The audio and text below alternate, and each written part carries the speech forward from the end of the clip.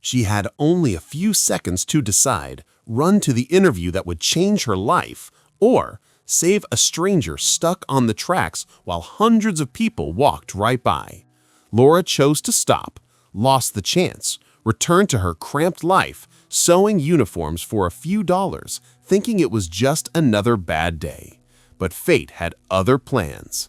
7 months later, she received a mysterious request that would take her to a historic mansion and into the heart of a man who had given up on feeling. What she didn't imagine was that the woman she saved that day was about to change everything, and that act of kindness would stitch her destiny in a way no one could have predicted. The sewing machine whirred as always, in an almost hypnotic rhythm, and Laura didn't even need to look anymore to guide the fabric under the needle. Her fingers moved on their own, adjusting the hem of a school uniform that would return to the hands of a tired mother just like her. The fluorescent light flickered from time to time, threatening to go out, but it never really did, just like the hope Laura insisted on carrying, even when everything conspired to suffocate it. She looked at the clock on the wall, 40 minutes until the interview at the boutique, that chance that could finally pull her out of that cramped booth where the smell of laundry detergent clung to her skin. 40 minutes, enough time to finish that job, catch the streetcar, and arrive 5 minutes early, like she always did, because punctuality was one of the few things she still controlled. But New Orleans had a gift for messing up plans. Laura left the laundromat with her purse slung over her shoulder, her carefully folded resume inside a plastic folder, and was greeted by a humid heat that stuck to her skin like a bad memory. The streets were more crowded than usual. Excited tourists, street musicians, vendors shouting promotions for t-shirts with phrases about jazz and gumbo. The streetcar was late, of course. She waited on the platform, checking her watch every 10 seconds, mentally calculating whether she'd still make it.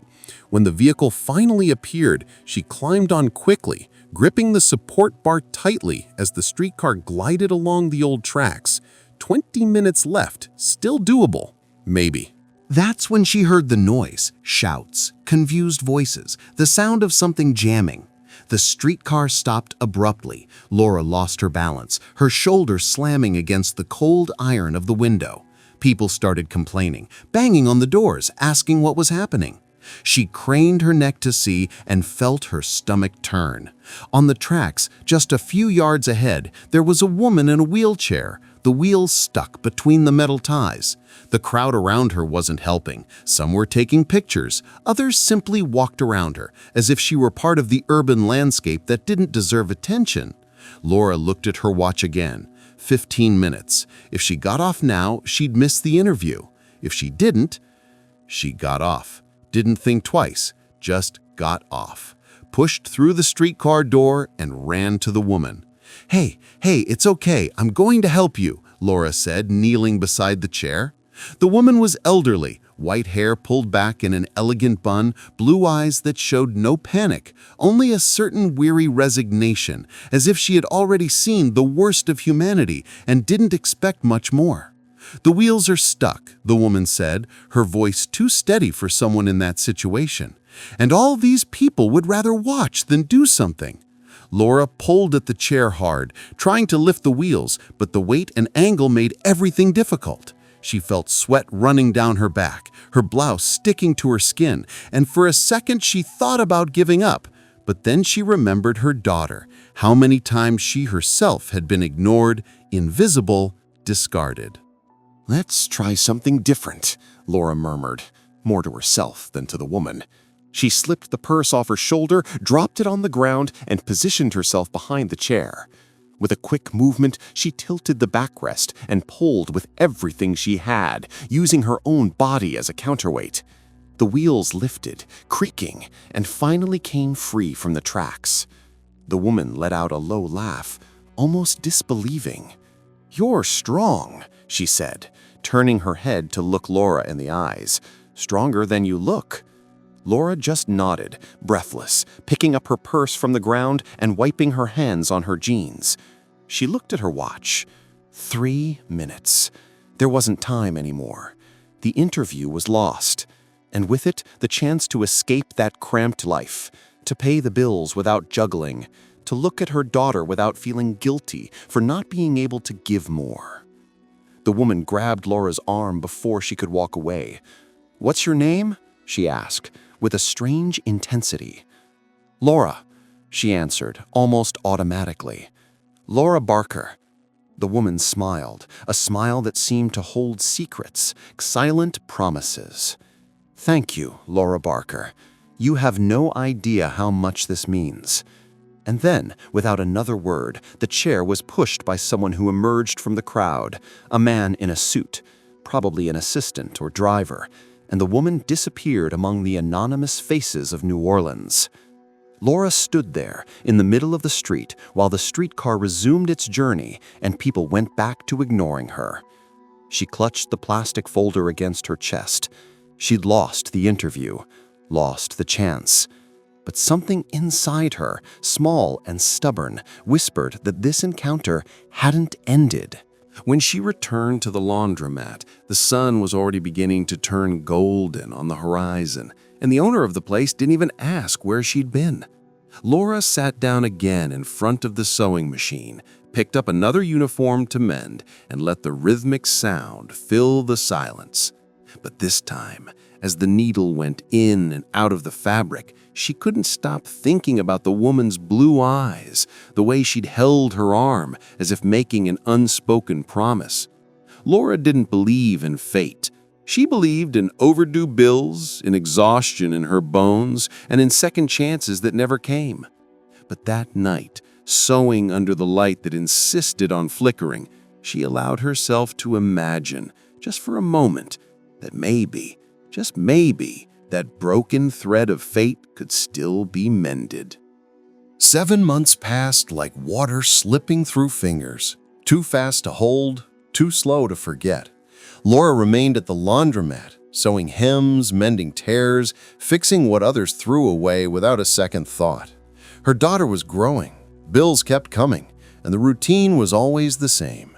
Wake up early, work until daylight turned to night, return home with aching shoulders and the feeling that life was passing by her, never with her.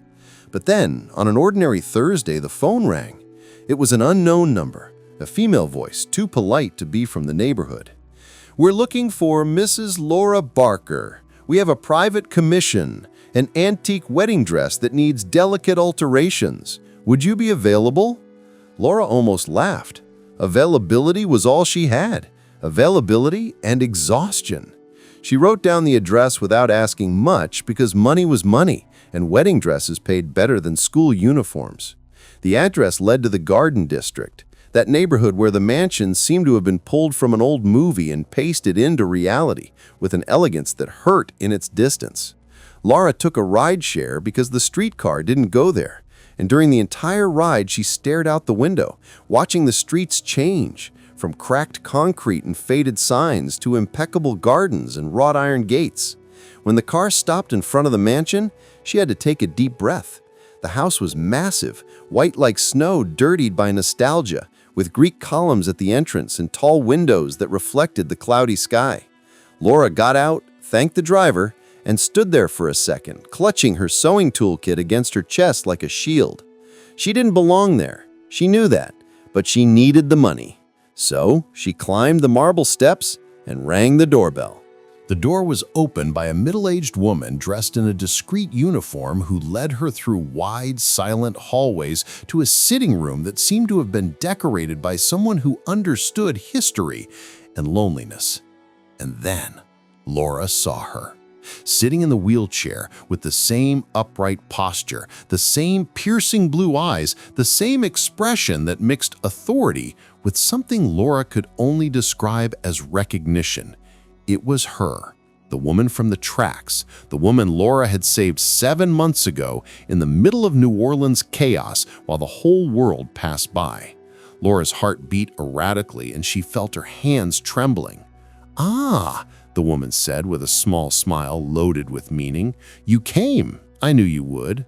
Laura opened her mouth but couldn't speak. She just stood there, holding her bag, trying to understand what was happening. "Sit down, dear," the woman said, pointing to the sofa beside her. "My name is Eleanor Prescott, and yes, I've remembered you from the first second.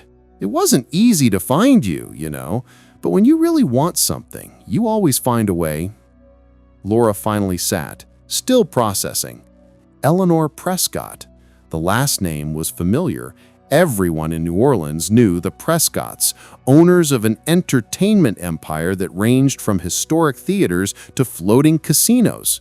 Rich people, powerful people, people who usually didn't hire laundromat seamstresses to alter wedding dresses.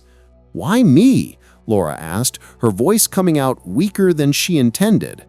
Eleanor tilted her head, observing her with that intensity that made Laura feel like she was being read, deciphered, understood in a way she had never been before.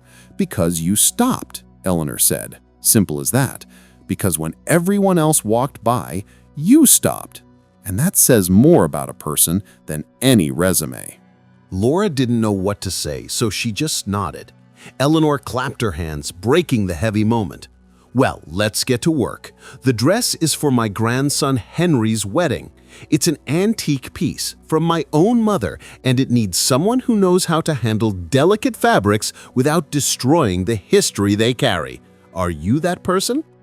Laura looked at her own hands, calloused, stained with thread and needle marks.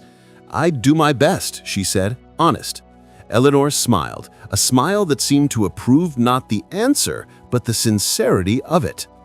"Perfect, because the best is exactly what I need." And then, as if it were the most natural thing in the world, Eleanor began talking about the dress, about the alterations, about the fittings that would need to be done. Laura listened to everything, mentally noting each detail, but part of her was still stuck in that moment on the tracks, trying to understand why, of all the seamstresses in New Orleans, Eleanor had chosen her specifically. That's when he walked into the room. Tall, broad shoulders, impeccable suit that seemed to have been tailored by someone who understood bodies and control. Dark hair combed back, defined jawline, but it was in his eyes that Laura got lost. Brown, deep, and carrying a sadness he tried to hide behind a neutral expression. He looked at Eleanor first, then at Laura, and frowned slightly. "Mother," he said, his voice deep and controlled, "I didn't know we had visitors." Eleanor smiled, in that way mothers smile when they're plotting something. "Nathaniel, this is Laura Barker. She's going to take care of Henry's bride's wedding dress. Laura, this is my son Nathaniel Prescott." Laura stood up quickly, almost dropping her bag, and extended her hand. Nathaniel shook it, the grip firm but quick, as if touching another person were a calculated effort. "Pleasure," he said, but was already pulling away, clearly uncomfortable. Eleanor, however, wouldn't let him. "Nathaniel, why don't you stay? Laura will need information about the family, about the wedding. You can help." He hesitated, his jaw tightening, and Laura noticed he wanted to say no, but something, maybe respect, maybe guilt, made him stay. Nathaniel sat in the farthest armchair, crossed his legs, and looked anywhere but at Laura. She in turn tried to focus on the work, on measurements, on notes, but felt the weight of his presence in the room, as if he occupied more space than his body allowed. Eleanor continued talking, filling the silence with details about lace and embroidery, but occasionally cast glances at her son. And Laura realized this wasn't just about a dress. It was about something bigger, something Eleanor was trying to fix without saying it out loud.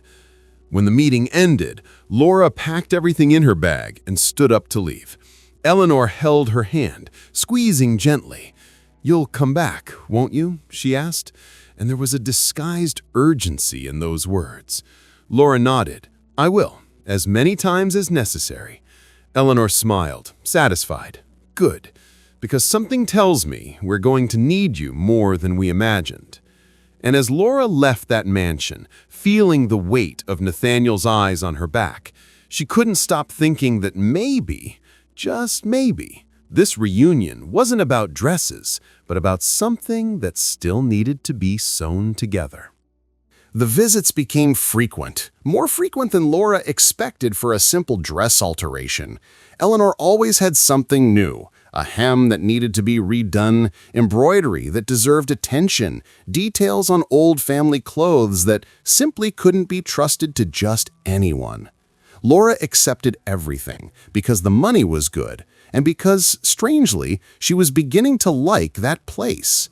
Not the mansion itself, with its high ceilings and chandeliers that seemed to judge anyone who didn't belong there, but the feeling that her work mattered, that her hands were creating something beyond survival. She always arrived in the middle of the afternoon, when light came through the windows and turned the sitting room into a golden scene, and Eleanor received her with tea that Laura never asked for, but drank anyway because refusing seemed cruel. And Nathaniel? Well, Nathaniel was always there, even when he pretended not to be. He circulated through the house like an elegant ghost, always with papers in hand, always with his phone glued to his ear, always too busy to stop. But Laura noticed. She noticed when he slowed his pace, passing by the room where she sewed. Noticed when he came in to get a book he clearly didn't need and stood there flipping through pages without reading anything. Noticed when his eyes lingered on her for a second longer before looking away. It was as if he were trying to keep his distance, but something inside him resisted, pulling him back to that space where Laura mended fabrics and, without knowing it, was beginning to mend his curiosity too. Eleanor noticed everything, of course, and smiled in that conspiratorial way that made Laura wonder if she was being used as a piece in a game she didn't fully understand. But it didn't matter, because for the first time in a long while, Laura felt she was somewhere she wasn't just invisible. It was on a Tuesday that everything changed. Laura was finishing the alteration of an old curtain in the library, a job Eleanor had invented on the spot because the curtain was perfectly fine, when Nathaniel walked in. He stopped in the doorway, watching her in silence, and Laura pretended not to notice, continuing to pass the needle through the heavy fabric. But then he spoke. "You weren't paid to do this," he said, his voice low, almost accusatory. Laura looked at him, confused. "Do what?" He pointed at the curtain. "Fix things. My mother hired you to alter the dress, not to mend the entire house." Laura shrugged, returning to work. "It was torn. Doesn't hurt to add a stitch." Nathaniel stood there, still, and Laura felt the weight of that silence, of that gaze that seemed to be trying to decipher something she didn't even know she was showing. "Why do you do this?" he asked, and this time his voice came out different, less controlled, more human. Laura stopped sewing and looked at him. "Do what?" "Care about things that aren't your problem." Laura took a deep breath, feeling the lump in her throat that always came when someone touched a wound she preferred to keep hidden. "Because someone has to," she said. "Simple as that. Because if I don't fix it, no one will, and then it stays broken forever." Nathaniel approached slowly, as if testing his own limit. He pulled up a chair and sat beside her, something he'd never done before. "This isn't just about curtains, is it?" he asked, and Laura realized he understood, that somehow, strangely, he knew exactly what she was talking about. She didn't answer with words, just kept sewing, but this time her hands trembling slightly. And Nathaniel stayed there, sitting beside her, in silence, watching every movement as if he were learning something he'd never noticed before, that fixing broken things was more than work. It was resistance. It was a kind of silent love the world rarely recognized. From that day on, Nathaniel stopped pretending he was too busy. He started showing up when Laura was working, pulled up a chair, and stayed there, sometimes in silence, sometimes asking questions. He asked about her daughter, about how she learned to sew, about what made her keep going when everything seemed impossible. And Laura, who had spent years building walls around her own heart, began to talk. She told him about the ex-husband who left her with debts and a small child, about the nights she cried in the bathroom so her daughter wouldn't hear, about how sewing had become not just a way to survive, but a way to prove to herself that she still had value. Nathaniel listened to everything, and Laura realized he wasn't just being polite. He was really listening, absorbing every word as if they were stitches he also needed to hold something inside him together. And then, one of those afternoons, he talked about himself. He told her about Abigail, the fiancée who left him at the altar 3 years ago, about how she discovered he carried a genetic disease that could progressively leave him blind, and how, the week of the wedding, she simply disappeared, leaving a note saying she wasn't ready for that. Nathaniel told it without emotion in his voice, as if reading a business report. But Laura saw the pain in his eyes, that old pain turned to wound that he carried like an invisible weight. She was afraid, Nathaniel said, looking at his own hands, afraid that I'd become a burden. And maybe she was right. Laura stopped sulling and turned to him, looking into his eyes with a firmness that surprised herself. She was afraid to love someone imperfect, Laura said. But being imperfect doesn't make you a burden. It makes you human. Nathaniel stared at her, and for the first time since they'd met, he didn't look away. They stayed there, sitting side by side, surrounded by old fabrics and colored threads, and something silent began to form between them, a connection that didn't need words, that grew in the empty spaces, in the pauses, in the looks that lasted a second longer. Eleanor passed by the door from time to time, pretended not to see anything, but Laura knew she saw everything, and that somehow this was exactly what Eleanor had planned from the beginning. Nathaniel began to smile more, a small smile, almost shy, but real. And Laura, who had spent so long fixing other people's things, began to feel that maybe, just maybe, someone was trying to fix something inside her too. When she finished the curtain that afternoon and stood up to leave, Nathaniel walked her to the door. "Will you come back tomorrow?" he asked, and there was a disguised hope in that question. Laura smiled. "I will. There's always something to fix around here."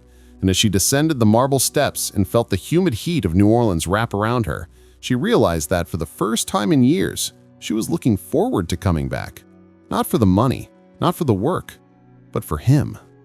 The jazz festival arrived in New Orleans like it always did, loud, colorful, impossible to ignore. The streets filled with music that spilled from every corner, with the smell of fried food that made stomachs growl even without hunger, with tourists who danced without rhythm and locals who danced as if they'd been born knowing how. Laura never went to the festival, not for lack of desire, but because festivals cost money. Money to get in, to eat, to exist in that world where everyone seemed to have more than she did. But that year, Eleanor had other plans. On a Thursday, when Laura arrived for another fitting session, she found Eleanor in the sitting room with an expression Laura had learned to recognize, the expression of someone plotting something. "Laura, dear, I need a favor, a huge favor." Laura sat down, already suspicious. "What kind of favor?" Eleanor shook her head dramatically, bringing her hand to her chest as if she were about to faint. "I'm not feeling well. Nothing serious, just terrible exhaustion. But I promised Henry I'd get a special fabric for the bride's veil. It's a rare lace, handmade by an artisan who only sells during the festival in the French Quarter, and now I can't go." Laura frowned. "You want me to go get it?" Eleanor shook her head, as if Laura had understood everything wrong. "No, dear, I want you to go with Nathaniel. He knows the artisan, knows exactly where to find her, and you need to see the fabric in person to make sure it's right for the dress." Laura felt her heart race. I can go alone, Mrs. Prescott. I don't need to bother." But Eleanor was already calling Nathaniel, who appeared in the doorway seconds later with that expression of someone who already knew he'd fallen into a trap but didn't have the strength to fight it. "Nathaniel, you're taking Laura to the festival. Get the fabric and enjoy yourselves a bit. You haven't left the house in months." He opened his mouth to protest, but Eleanor raised her hand, ending any discussion. "I won't take no for an answer." And that's how Laura found herself sitting on the leather seat of a luxury car, next to Nathaniel, heading toward the French Quarter as the sun began to turn golden on the horizon. The silence inside the car was heavy, but not uncomfortable. It was the kind of silence between two people who had already shared too much to pretend they didn't know each other. Nathaniel drove with his hands firm on the wheel, but Laura noticed the tension in his shoulders, the way he gripped his fingers when traffic stopped. "You don't get out much, do you?" Laura asked, breaking the silence. Nathaniel let out a short laugh, without humor. Not since everything fell apart." Laura nodded, understanding without needing to ask more.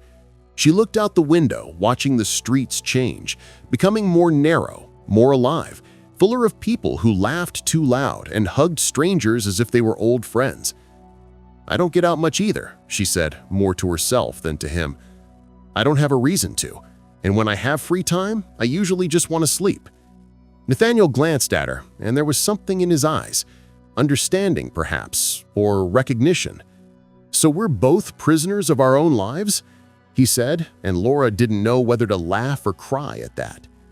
They parked far from the center of the festival because there was no other way, and walked through the old streets, passing street musicians playing trumpets and saxophones as if they were conversing in another language, past vendors offering colorful bead necklaces and off-season carnival masks. Laura felt the heat rising from the asphalt, sticking to her skin. But there was something in the air, something that made her chest open up, that made the world seem bigger than it really was. Nathaniel walked beside her, hands in his pockets, and Laura noticed he was tense, always looking around as if expecting something bad to happen at any moment. "Are you afraid of crowds?" she asked, without beating around the bush. He hesitated before answering, "I'm afraid of not seeing well in the middle of them.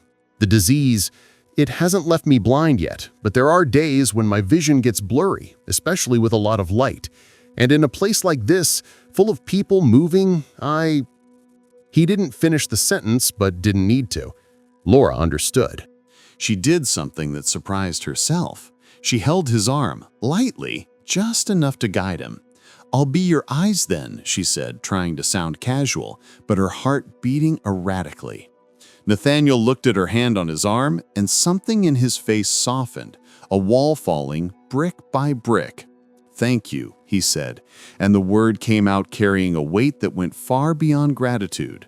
They continued walking, now closer, and Laura felt the warmth of his body next to hers, felt the rhythm of his breathing, and for the first time in a long while, didn't feel alone in the middle of the crowd.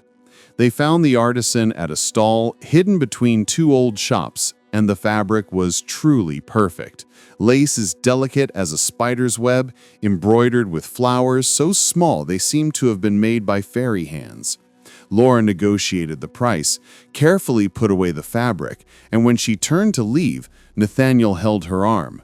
"Let's stay a little longer," he said, and there was something in his eyes, a silent plea, a request not to return yet to that controlled and empty life.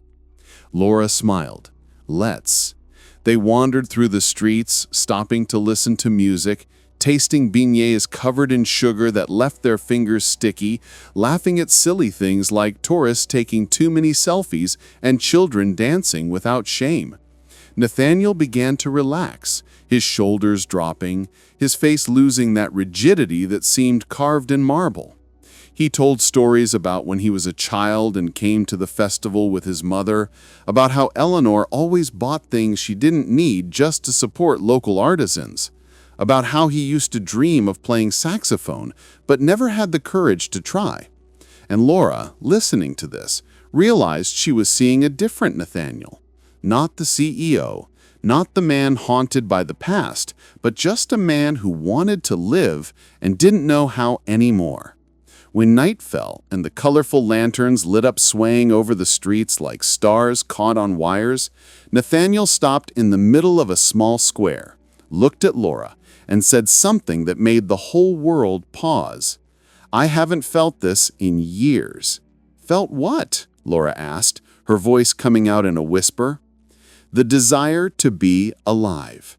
Laura didn't know what to say. She just stood there, under the lanterns that cast colored shadows on their faces, and Nathaniel took a step forward, closing the distance between them. He raised his hand, slowly, and touched her face, his fingers trembling slightly, as if touching something sacred that could break at any moment. "I make you want to feel again," he said, his voice hoarse, loaded with emotion he could no longer hide. "Even with fear, even knowing I could get hurt, you make me want to take the risk." And then he kissed her.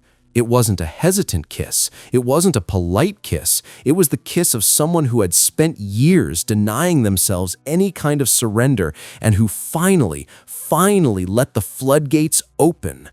Laura felt the world spin, tasted the sugar on his lips, felt the warmth of his hands on her waist, and for a moment, just one moment, forgot all the reasons why this was impossible.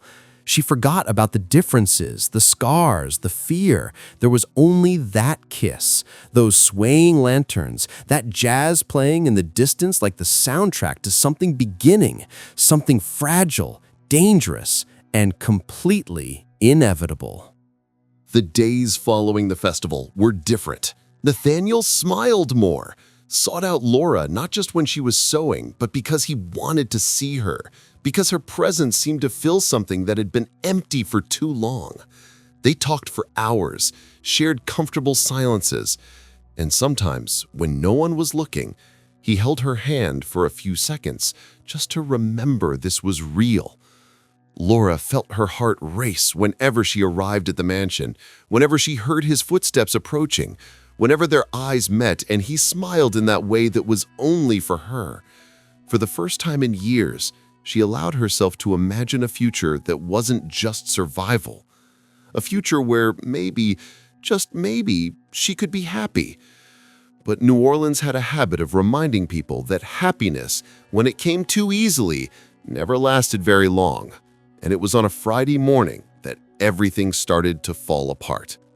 Laura was in the sitting room, making the final adjustments to the wedding dress, when she heard voices coming from the entrance hall.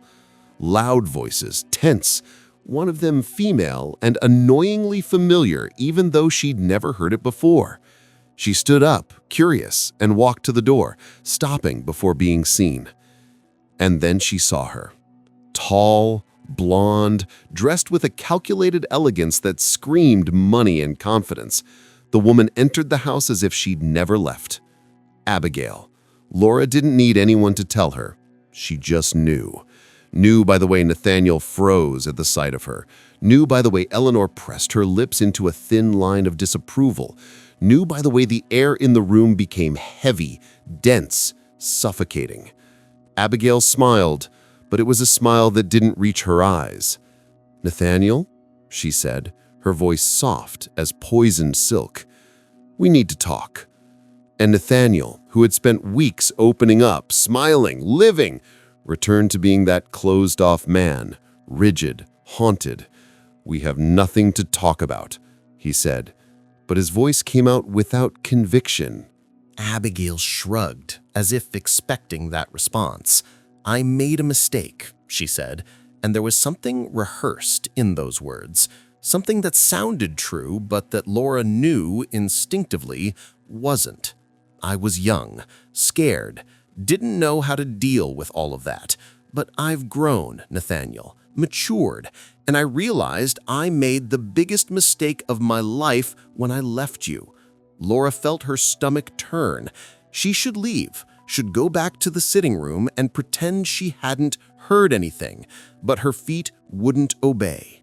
She stayed there, hidden, watching Nathaniel fight against something inside him, something Laura recognized because she'd fought against it herself. The fear of believing, the fear of being hurt again, but also the temptation to return to something familiar, even if that something had been the source of pain. Eleanor intervened, her voice cutting like glass. "You have no right to come back here and ask for a second chance after what you did." Abigail looked at Eleanor with an expression that mixed respect and defiance. With all due respect, Mrs. Prescott, this conversation is between me and Nathaniel." And then she looked at him, her eyes full of a vulnerability that Laura didn't know was real or just well-rehearsed. "I loved you, Nathaniel. Still love you. And I know I ruined everything, but I'm here asking for a chance to fix it." Nathaniel closed his eyes, and Laura saw the pain written on his face, saw the way he clenched his fists, trying to hold himself together. "You left me," he said, his voice coming out in a broken whisper. "You left me when I needed you most. When you found out I could go blind, you just left." Abigail took a step forward, tears beginning to fall, tears that seemed real, but that Laura couldn't trust. "I know, and I'll carry that guilt forever. But people change, Nathaniel. I changed. And if you give me a chance, I'll prove I can be the person you deserve." Laura couldn't stay there anymore. She turned and went back to the sitting room, sitting on the sofa with trembling hands, trying to breathe, trying not to let panic take over, because she knew, deep down, that she couldn't compete with a ghost, couldn't compete with the history Nathaniel and Abigail had built, with the years they'd spent together, with the promise of a future that almost happened. Laura was just the seamstress, the woman who fixed broken things, but who, in the end, was never chosen to stay. Eleanor came into the room minutes later, the wheelchair gliding with barely contained anger. "Don't believe a word that woman says," Eleanor said, her voice firm. "She didn't come back because she loves my son. She came back because her life fell apart and she wants to recover what she lost." Laura forced a smile, but she knew she wasn't fooling anyone. "It's not my business, Mrs. Prescott." Eleanor gripped Laura's hand with surprising strength. "It is your business, because you matter to him. You brought him back to life, and I won't let that woman destroy that." But Laura shook her head, gently withdrawing her hand. "He needs to decide on his own, and if he chooses her, I'll understand, because I know what it's like to live with ghosts, and sometimes the only way to move forward is to face them once and for all." Eleanor stared at her, and there was sadness in her eyes, a sadness that recognized Laura's pain because she'd felt similar things herself. "You're too strong for your own good, girl," Eleanor said, almost in a whisper. Laura smiled, but it was a sad smile. "I don't have a choice." The following days were the hardest. Nathaniel disappeared, locked in his office, taking endless calls, avoiding looking at Laura when she passed through the hallways. Abigail appeared constantly, always with an excuse, always with that smile that made Laura want to scream. And Laura kept sewing. She finished the wedding dress with obsessive care, as if each stitch were a way to keep her own heart in place, to prevent it from completely shattering. She knew she needed to leave, knew that staying was just prolonging the pain. But there was something inside her, something stubborn, something that still believed in miracles, that made her come back every day, even knowing that each visit cut a little deeper. Until one night she made the decision. She finished the dress, folded it carefully, placed it in a box along with a letter where she said everything she didn't have the courage to say out loud, that he deserved to be loved not despite his scars, but including them, that she had hoped to be that person, but that she wasn't going to fight against a ghost, that he needed to choose, and that she would respect whatever choice he made. Laura left the box on the sitting room table, gathered her things, and left the mansion for the last time.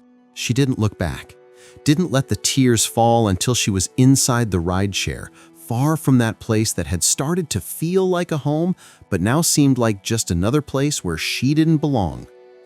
When she got home, she hugged her daughter tightly, took a deep breath, and returned to routine.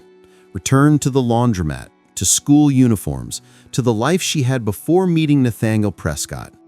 But something inside her had changed, because for the first time, Laura had allowed herself to love. And even though that love hadn't been chosen, even though it had torn more than it stitched, she knew it had been worth it.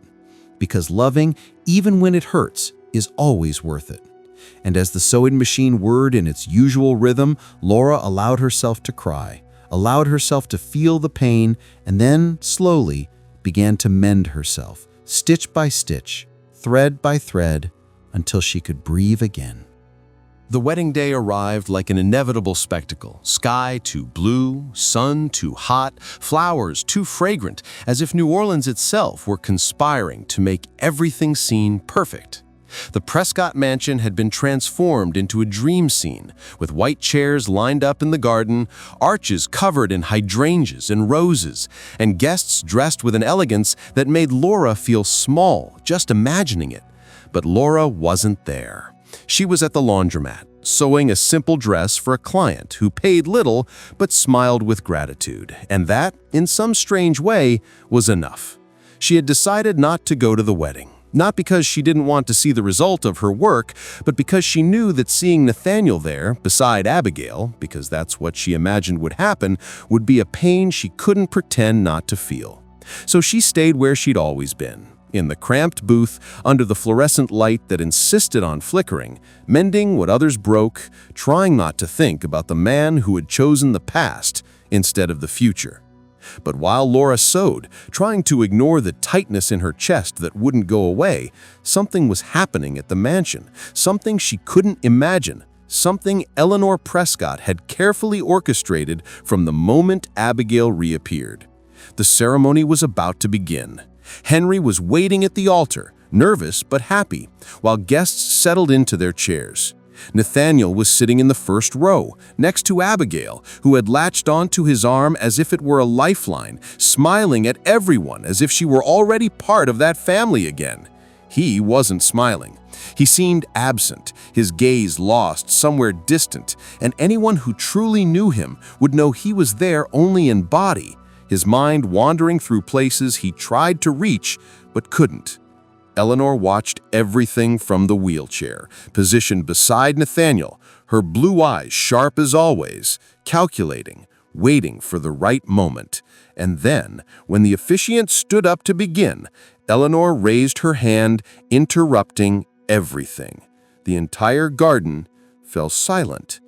"Before we begin," Eleanor said, her firm voice echoing through the space, "I need to say something that should have been said a long time ago." Henry frowned, confused, but nodded for her to continue. Eleanor took a deep breath and began to tell the story. She told about that day, 7 months ago, when her wheels got stuck in the streetcar tracks. Told about the crowd that passed by. Tourists taking pictures, well-dressed people looking away as if she were part of the urban decoration that didn't deserve attention. And then she told about Laura, about the woman who lost an interview, who lost the chance to change her life because she stopped to help a stranger, about the woman who knelt on the dirty ground, who used her own body as a counterweight, who didn't hesitate for even a second. This woman, Eleanor continued, her voice trembling with emotion, saved me, not just physically, but in a much deeper way. She reminded me that there are still people in the world who care, who see value where others see only manual labor. And this same woman sewed the dress you're about to see with a care and dedication that go far beyond money. The guests began to whisper, confused, and Nathaniel finally lifted his eyes from the ground, looking at his mother with an expression that mixed surprise and understanding. Eleanor turned to him. "You've spent 3 years hiding behind walls you built yourself, my son, and I understand. I understand because I was the one who taught you to be cautious, to protect your heart. But when someone like Laura appears, someone who sees value in broken things, who fixes what others discard, who stays when it would be easier to leave, you don't build walls, you open doors." Nathaniel closed his eyes, breathing deeply, and Laura, if she'd been there, would have seen the transformation happening on his face, would have seen the exact moment when he finally understood what he'd lost. Abigail, beside him, went pale, realizing the ground was crumbling beneath her feet. Eleanor didn't stop. This woman belongs to this family, not because she sewed a dress, but because she saved more than my life. She saved my son. And if he's idiot enough not to realize that, then I failed as a mother." The silence in the garden was deafening. Henry, who had heard everything, smiled because he already knew who Laura was, had already talked to her, had already seen the way his uncle looked at her when he thought no one was paying attention. Nathaniel stood up slowly, his legs trembling, and looked at Abigail. "You came back because your life fell apart, not because you love me. You came back because you want to recover what you lost, not because you want to build something new." Abigail opened her mouth to protest, but Nathaniel raised his hand, interrupting her. "I spent 3 years believing I didn't deserve to be loved because I'm imperfect. But Laura showed me that being imperfect isn't the problem. The problem is choosing someone who only loves you when you're convenient." He turned to Eleanor, his eyes shining. "Where is she?" Eleanor smiled, that conspiratorial smile Laura knew so well. "Where she's always been, sewing." And Nathaniel ran. He ran like he hadn't run in years, left the garden under the astonished gazes of the guests, got in his car and drove through the streets of New Orleans as if racing against time, against his own fear, against all the years he had wasted hiding. When he arrived at the laundromat, the sun was already beginning to set, casting long shadows through the old streets. He entered through the door, making the bell ring, and found Laura exactly where he imagined, sitting in front of the sewing machine, her head down, her hands trembling slightly as she sewed, silent tears falling onto the fabric. She didn't hear him enter, only realized he was there when she saw his shadows projecting over her work. Laura lifted her face, her eyes red, and for just a second she stared at him, unable to believe it was real. Nathaniel knelt on the dirty floor of the laundromat, picked up thread and a needle that were on the table, and held them in trembling hands. "Teach me to sew," he said, his voice coming out hoarse, loaded with emotion. Laura blinked, confused. "What?" "Teach me to sew," he repeated, looking at her with an intensity that made her chest ache. "Because I want to learn to fix the things I broke. I want to learn to mend what I let tear. And I want you to teach me, Laura, because you're the only person in the world who truly knows how to do that." Laura's tears fell faster now, but she didn't wipe them away. She just stayed there, looking at this man kneeling on the floor, holding thread and needle as if they were the most important things in the world. "I read your letter," Nathaniel continued, his voice breaking. "Read it 1,000 times, and you were right. I deserve to be loved, including my scars. But I was too busy looking back, trying to fix something that should never have existed, that I didn't see what was right in front of me. You. You were always the answer, Laura. From the day you saved my mother, from the day you fixed that curtain without being paid, from the day you made me laugh in the middle of the festival, you were always the right person, and I was an idiot for taking so long to realize it." Laura sobbed, covering her face with her hands, and Nathaniel stood up, pulling her close, hugging her tightly as she cried against his chest. "Stitch your life with mine," he whispered against her hair, "because true love isn't finding someone perfect, it's finding someone who stays when everything falls apart, someone who fixes what others discard, someone like you." Laura pulled back a little, just enough to look into his eyes. "And Abigail?" Nathaniel shook his head. "Abigail's the past. You're the future, if you'll still have me." Laura smiled, a smile wet with tears but real, true. "I always wanted you, Nathaniel, even when it hurt, even when it seemed impossible." He kissed her, right there in the middle of the laundromat, under the fluorescent light that insisted on flickering, and the kiss tasted of new beginnings, of promise, of two people who finally understood that love doesn't fix everything instantly, but gives strength to mend, stitch by stitch, until something new and beautiful emerges from what was broken. 6 months later, they got married. It wasn't a grand ceremony like Henry's, but it was perfect. It happened in a historic church in the French Quarter, small and full of history, with colorful lanterns hanging outside and jazz playing softly in the background. Laura wore a dress she'd sewn herself. Simple, elegant, made with the same care she put into everything she did. Eleanor was there, in the wheelchair beside the altar, with a smile that lit up her entire face. Henry and his wife, too, as well as Maggie, the friend from the laundromat, who cried more than the bride herself.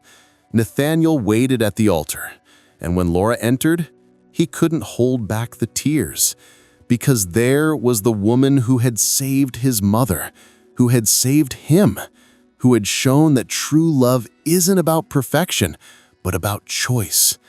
And he chose her, every day, forever. They opened an atelier together, a place where Laura could sew with dignity, where her talent was recognized and valued. Nathaniel slowed down his work pace, spent more time at home, learned to live instead of just survive. And every night, before sleeping, he held Laura's hand and thanked her for stopping that day on the tracks. Because sometimes saving a life isn't just getting someone out of danger. It's showing that person they deserve to be saved, and that they also deserve to save themselves. Eleanor, watching everything from that wheelchair, whispered to herself what she'd always known from the beginning, that true love is recognizing value where others don't see it. It's seeing that the hands that mend old clothes are the same ones that can mend broken hearts, and that in the end, we're all just torn fabrics waiting for someone who cares enough to stitch us back together. Laura and Nathaniel's story remind us of something we often forget in the midst of the rush, the disappointments, the scars we carry. That true love isn't the kind that arrives perfect, wrapped in easy promises and without risks. The love that transforms, that heals, that rebuilds, is the one that chooses to stay when it would be simpler to leave. It's the one that sees value, exactly where everyone else sees only imperfection. Laura stopped to help a stranger when hundreds of well-dressed people walked by, and that single act of compassion triggered a sequence of events that would change her life forever. Not because she expected a reward, but because inside her existed something the world hadn't managed to destroy, the ability to care even when it cost dearly. Just as she discovered that love can change everything, each of us also carries that power of transformation within ourselves. How many times do we fail to help someone because we're too busy with our own pain? How many times do we build walls around our hearts because we've been hurt and decided we'll never risk it again? Nathaniel did that for 3 years, living within walls he himself erected, believing that protecting his heart was more important than using it. But Laura appeared, with her calloused hands and her quiet way of fixing what was broken, and showed him that living in fear of being hurt is just another way of dying slowly. She wasn't perfect. She carried debts, scars, a lifetime of pain and abandonment, but she was real, and in the end, it's authenticity that saves, not perfection. Stories like this remind us that it's never too late to start over and believe in love, not the love of fairy tales, but the love that's built on difficult days, in courageous choices, in the small gestures that no one sees, but that sustain everything. Eleanor knew from the beginning what many take a lifetime to learn, that the most valuable people are rarely those who shout their importance, but those who act in silence, who help without expecting applause, who mend the world one stitch at a time. She saw in Laura something that Laura herself couldn't see, a quiet strength, a resilient kindness, a capacity to love that hadn't been destroyed by life's harshness. And when she had the opportunity to return that act of kindness, Eleanor didn't hesitate. She created situations, arranged meetings, pushed her son in the direction of that woman he needed to meet, not because Laura was perfect, but because she was true. And sometimes, all a broken person needs is someone who believes in them before they can believe in themselves. If this story touched you in some way, if you saw a piece of yourself in Laura or Nathaniel, if you remembered a moment when you had to choose between protecting your heart or risking feeling again, write in the comments, "Love transforms lives." Let those words echo not just here, but also inside you, as a reminder that no matter how many times we've been hurt, no matter how many scars we carry, we're still capable of loving, of starting over, of stitching something beautiful from what was torn. Because in the end, that's true courage. Not the absence of fear, but the decision to move forward despite it. And you're braver than you imagine. Subscribe to Eternal Romance Stories and experience with each episode emotions that warm the soul and reflections that transform the heart. Here you'll find stories about people facing dilemmas we all know, the fear of loving again, the struggle to rebuild after loss, the discovery that we deserve more than we thought. These are narratives that don't just entertain, but invite you to look at your own life and ask, what stitches do I need to make in myself? What torn parts still wait for care? Every week, a new journey. Every week, a new reminder that love, when true, always finds a way, even when the road seems impossible to travel. And this was just one of many stories that will still move you here. Because as long as there are people who choose to stop to help, who choose to mend instead of discard, who choose to love despite fear, there will always be a story worth telling. And your story, the one you're living now, might be the next one the world needs to hear. Until the next episode, until the next stitch of destiny.